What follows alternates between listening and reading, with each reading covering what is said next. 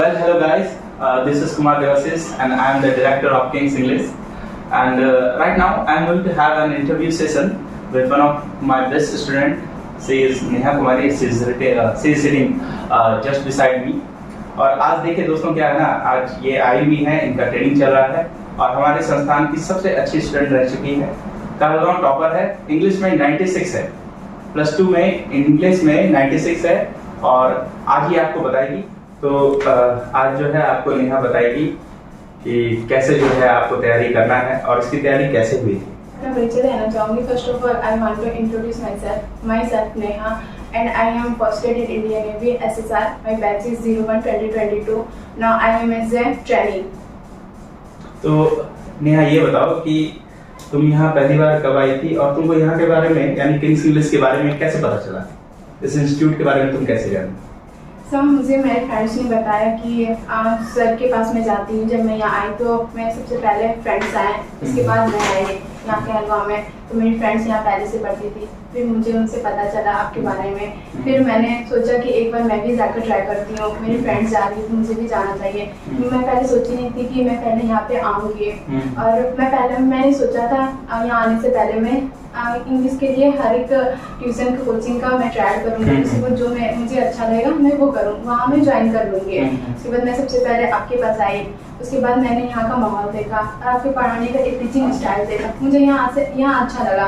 उसके बाद मेरा मन ही नहीं हुआ कि मैं कहीं और जाऊँ, कहीं और जाके पढ़ूँ। तो ये बताओ नेहा कि यहाँ पे जो जैसे तैयारी हो रही थी, जब तुम पहली बार आई यहाँ पढ़ने के लिए, तो यहाँ पे जैसे इंग्लिश की जो भी पढ़ाई हो रही थी, ऐसा तुमको क्या लगा जो कि तुमको यहाँ मतलब पढ़ना अच्छा मतलब पसंद आने लगा या फिर तुम उसको एंजॉय करने लगी? तो ऐसी क्या क्या ट्रेनिंग थी +2 में और 11th में जो तुम्हारे लिए बहुत फायदेमंद साबित हुई? सबसे पहले मैं जब यहाँ आई तो मुझे यहाँ का इन्वायरमेंट बहुत अच्छा लगा और मेरे फ्रेंड्स भी थे जो मुझे बहुत अच्छे से मोटिवेट करते थे। यहाँ तक कि सर एक वीक में 2-3 बार आपने मुझे मोटिवेट किया, यहाँ तक कि मुझे नहीं बल्कि सबको। और यहाँ जब मैं स्टार्टिंग में आई तो मुझे बहुत ही अच्छा लगा। मैंने आपसे पढ़ा, आपके बारे में जाना। उसके बाद फिर जो आपका स्टाइल था स्टार्टिंग से पढ़ाने का वो मुझे बहुत अच्छा लगा। आपने सबसे पहले ग्रामर स्टार्ट किया। ग्रामर में बेसिक से आपने स्टार्ट किया, जैसे सेंटेंस बनाना पहले सिखाया, क्योंकि मेरे 10th में बहुत ही कम 37 मार्क्स थे। मैंने कभी एक्सपेक्ट नहीं किया था कि मेरे इंग्लिश में 96 आ पाएंगे। फिर मैंने यहाँ पे पढ़ा और टेस्ट भी हुआ। टेस्ट में मैंने अच्छा मार्क्स लाया। उसके बाद मैंने सोचा कि हाँ मैं भी इंग्लिश में कुछ अच्छा कर सकती हूँ, बेटर कर सकती हूँ आपके पास पढ़ के। फिर मैंने आपका जब भी हमेशा वीकली टेस्ट होता था सैटरडे को, क्योंकि संडे को तो हमारा हॉलीडे होता था।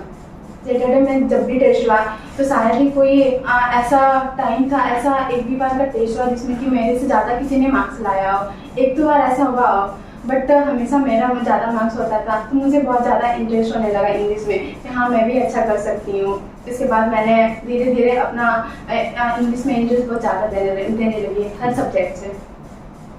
अच्छा, तो ये बताओ जैसे क्या है कि बहुत सारे बच्चों को हम देखते हैं, शायद तुम्हारे भी बहुत सारे फ्रेंड्स होंगे जैसा तुम क्लास में बताया करती थी कि सर क्वेश्चन आंसर पढ़ने के लिए वो लोग रट्टा मारते हैं। तो क्या तुमको लगता है कि अंग्रेजी रट्टा मार के क्वेश्चन आंसर याद किया जा सकता है इंग्लिश में, या फिर उसको समझना है अपने हिसाब से लिखना है, या फिर इतनी एबिलिटी होनी चाहिए कि दिमाग में कुछ भी आए उसको हम अपने से इंग्लिश में लिख पाएँ, जो भी शब्द हिंदी में हमारे दिमाग में आते हैं उसको हम ट्रांसलेट खुद से कर पाएँ? क्या तुमको लगता है ये इंपॉर्टेंट है या फिर रट्टा मारना जरूरी है?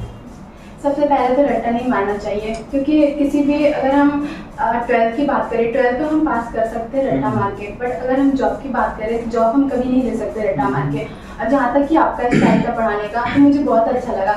आप हर क्लास में समरी जो भी क्वेश्चन आंसर होते थे, जो भी चैप्टर होते थे हमारे, तो चैप्टर को आप एक हिंदी वे में बताते थे। हर एक लाइन बताने से होता था हमारा एक हमारा जो वर्ड होता था वर्ड हमें याद हो जाता था।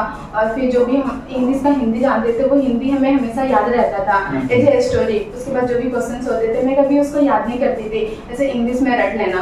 तो फिर मैं उसका हिंदी जानती थी, हिंदी का मैं इंग्लिश में ट्रांसलेट करती थी। उसके बाद मैं लिख लेती थी इसको। और समरी को भी मैंने वैसे ही किया, एज ए एक स्टोरी की तरह मैंने लिया। उसके बाद जो मुझे अच्छे पॉइंट्स लगते थे मैं उसको लिख लेती थी। जब भी आप पढ़ाते थे मैं हमेशा पर डे जब मैं जाती थी रूम पे, तो रूम पे मैं हमेशा एज ए स्टोरी की तरह मैं इंग्लिश में लिखती थी ताकि मैं रट ना सकूँ। तो ये जो आपकी लिखने की जो एबिलिटी डेवलप हुई, जो आप कह रहे हैं कि आप हिंदी में कहानी समझ जाते थे, उसको इंग्लिश में आप लिखते थे, तो वो कैसे पॉसिबल हुआ? क्या ये किंग्स इंग्लिश में पॉसिबल हुआ या फिर आप पहले से ही इंग्लिश जानती थी? नो, ऐसा नहीं है कि मैं पहले से बहुत ज़्यादा बोल्ड थी। मैं एज आई एम ए सागर, जब मैं यहाँ पे आई थी, मैं उतनी बोल्ड नहीं थी कि मैं आपके सामने इतना इंग्लिश बोल पाऊँ या किसी के सामने मैं इतना बोल पाऊँ। तो मैं जब मैं स्टार्टिंग में आई तो सर हमेशा स्पोकन पे बहुत ज़्यादा फोकस करते थे कि स्पोकन आप लोग कीजिए। यहाँ तक कि हम लोग जब आए थे तो हम लोगों ने भी सोचा नहीं था हाँ स्पोकन भी करेंगे। एक बात मैं यहाँ कहना चाहता हूँ, जैसे क्या है ना, बहुत लोगों को लगता है कि +2 पढ़ना है तो स्पोकन इंग्लिश का क्या काम। बहुत लोगों को ऐसा लगता है कि स्पोकन इंग्लिश क्या करना है। स्पोकन इंग्लिश तो बहुत बच्चे ये भी कहते हैं कि स्पोकन इंग्लिश जो है एग्जाम में नहीं पूछा जाता है। तो तुम ये बताओ कि स्पोकन इंग्लिश का फायदा +2 में क्या हुआ? स्पोकन सबसे ज़्यादा तो हमें समरी और क्वेश्चन आंसर, और जो भी हमारे अभी तो आपको पता होगा कि 12th में हमारे ऑब्जेक्टिव के मार्क्स सबसे ज़्यादा होते हैं, ऑब्जेक्टिव सबसे ज़्यादा पूछे जाने लगे, उससे हमारा ऑब्जेक्टिव क्लियर होता है। और अगर हम एक चीज़ को अगर हम 10 बार सुनेंगे 10 लोगों से तो हमें बहुत ज़्यादा बार याद होगा अच्छे से। वो भी जहाँ अगर हम भूल भी जाए तो वो भी हमें याद हो जाएगा, क्योंकि ज़्यादा सुनने से हमें जल्दी याद होता है, रटने से जल्दी हमें याद नहीं होता और वो हम भूल भी जाते हैं। अगर स्पोकन इंग्लिश से क्या फायदा हुआ? अगर स्पोकन इंग्लिश से अच्छा, मैं सबसे पहले बताना चाहूँगी स्पोकन इंग्लिश के बारे में कि हमें कोई भी असम्बली होता था वो हम रटते नहीं थे। अगर हम भूल भी जाते थे बीच में तो सर हमें बताया करते थे, आपने मुझे बताया हाँ ऐसे हमें बोलना है, या फिर कहीं गलत भी हुआ वो हमें बताया था कि हमें वहीं पे याद हो गया। और जब भी हम एग्जाम देते थे या टेस्ट होता था तो हम वहाँ पे भूलते नहीं थे। और अगर कोई बोल रही हो और जैसे 10 लोग 20 लोग बोल रहे हैं वहाँ स्पोकन इंग्लिश पोडियम पे खड़े होकर, तो हम उससे सुनते हैं, सुनने से भी हमें याद होता था।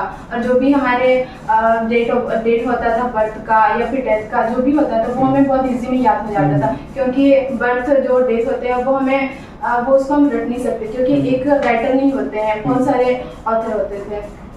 अच्छा, तो नेहा ये बताओ कि जैसे क्या है कि अभी आपकी जॉब हुई है, तो यहाँ की जो पढ़ाई है +2 लेवल की, वो कैसे जो है कंपटीशन लेवल के लिए सहायक साबित होती है? जैसे आपका जॉब हो गया नेवी में, तो वो हमारे जो है व्यूअर्स को बताइए कि कैसे पॉसिबल। 12th में जो 11-12th में जो आप पढ़ाते थे ग्रामर, तो उससे हमारा 12th तो कंप्लीट हुआ ही, उसके वो तो कोर्स हुआ ही, उसके अलावा हमारा भविष्य का भी बन गया। जो हम कंपटीशन लेवल का जो भी हम एग्जाम देंगे, जो भी हमारे एग्जाम्स होंगे, उसमें भी हमें बहुत हेल्पफुल हुआ। जैसे कि मैंने इंडियन नेवी में एग्जाम दिया, उसमें 25 मार्क्स के इंग्लिश थे, तो वो मेरे लिए बहुत ज़्यादा हेल्पफुल हुआ। मैं जब यहाँ पढ़ती थी तो आप ऐसा नहीं कि सिर्फ 12th लेवल पे बताते थे, बल्कि कंपटीशन लेवल पे बताते थे, और उस टाइम भी आप बताया करते थे कि हाँ ये 12th लेवल क्या, और इसको पढ़ के आप कंपटीशन भी निकाल सकते हैं।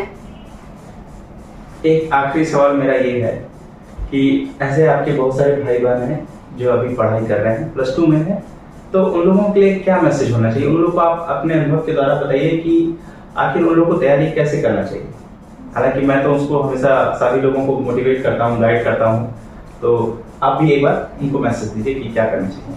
मैं एक लाइन यहाँ कहना चाहूँगी कि जीत के लिए जुनून चाहिए, आत्मविश्वास भी रगों में फूट चाहिए, ये आसमां भी आएगा जमीन पर, इरादों में जीत का जुनून चाहिए। ये चीज़ हमेशा सर हर क्लास में जब हमारी स्टडी होती थी 11-12 की, सर स्टार्टिंग से ये बातें हमें बताया करते थे कि हाँ ये चीज़ अपने लाइफ में तुम रूल बना लो तो तुम बहुत आगे जाओगे। तो मैंने ये लाइन जो ये एक क्वार्टर्स है ये मैंने बहुत अच्छे तरीके से अपने लाइफ में लगाया। इसके बाद जो भी मुझे आज यूट्यूबर देख रहे हैं, वे भी जो भी हैं जो मैं सुन रहे हैं, मैं उनसे ये कहना चाहूँगी कि जो भी आप पढ़ते हैं वो कंसिस्टेंसी के साथ पढ़ें। और अगर आपको 1 घंटे ही मिलते हैं तो आप 1 आवर ही पढ़ें, ऐसा नहीं कि आप 2 आवर 3 आवर 4 आवर ऐसे पढ़ें। जो भी टाइम मिलता है आप उसको बहुत अच्छे से पढ़ें। अगर और आप अपने स्टडी में इंटरेस्ट लाइए, जैसे हम एक मूवी देखते हैं तो मूवी में होता है कि हम उसमें इंटरेस्ट लाते हैं तो हमें नींद नहीं आती, उसी तरह से अब अपने स्टडी में भी एक इंटरेस्ट लाइए। तो आप चाहे आप 11 बजे रात में उठ के पढ़े या 10 बजे तक, जितने बजे भी आपको टाइम मिले आप उस टाइम पढ़ रहे, अपने इंटरेस्ट के साथ अपने स्टडी में रहिए ताकि आपको नींद ना लगे। और जो बच्चे रट्टा मार के पढ़ते हैं उनके लिए क्या मैसेज है? अगर आप रट्टा मार रहे हैं तो आप अंग्रेजी नहीं सीख रहे हैं। अब अंग्रेजी के साथ एक बहुत बड़ा धोखा कर रहे हैं, क्योंकि अंग्रेजी हम रट्टा मार के कभी भी नहीं सीख सकते, क्योंकि वो एक लर्निंग चीज़ है। जितना हम सीखेंगे उतना हमारा नॉलेज भी बढ़ेगा, तो हम कभी रट्टा मार के इंग्लिश नहीं सीख सकते।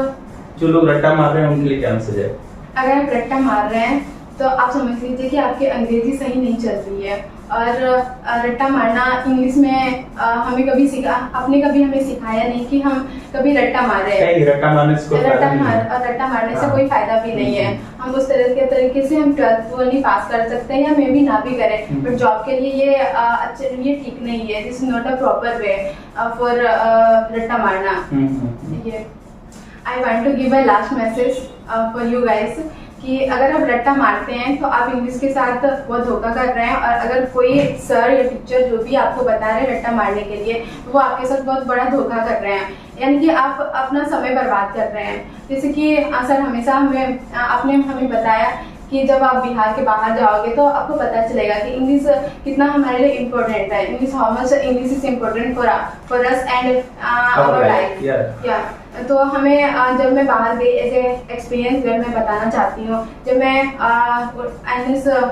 चिल्का गई थी उड़ीसा में, तो मैं सारे स्टेट के लोगों से मिली। तो जैसे तमिलनाडु, आंध्रा, केरला ये सब के लोग होते हैं, तो वो लोग हिंदी नहीं जानते हैं, तो हमें इंग्लिश में उनसे बात करनी होती है। तो बाहर जाने के बाद हमें पता चला कि इंग्लिश कितना इम्पोर्टेंट है। और सर भी हमेशा जैसे बताया करते थे इंग्लिश बहुत ज़्यादा इम्पोर्टेंट है, पर हम लोग उस टाइम इतना मानते नहीं थे। सर का ऐसे बात हम लोग छोड़ देते थे कि सर मैं भी क्या बोल रहे नहीं बोल रहे। हाँ, क्योंकि हमारे यहाँ तो इंग्लिश इतने बिहार में चलती नहीं है, हम लोग हिंदी में हमेशा बात करते हैं।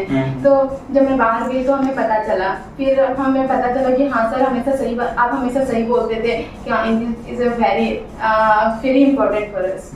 तो मेरे प्यारे स्टूडेंट्स, मैं आप लोगों से बस इस इंटरव्यू के सेशन से आपको बस यही बताना चाहता था कि आपकी लाइफ का अभी सफर शुरू हुआ है।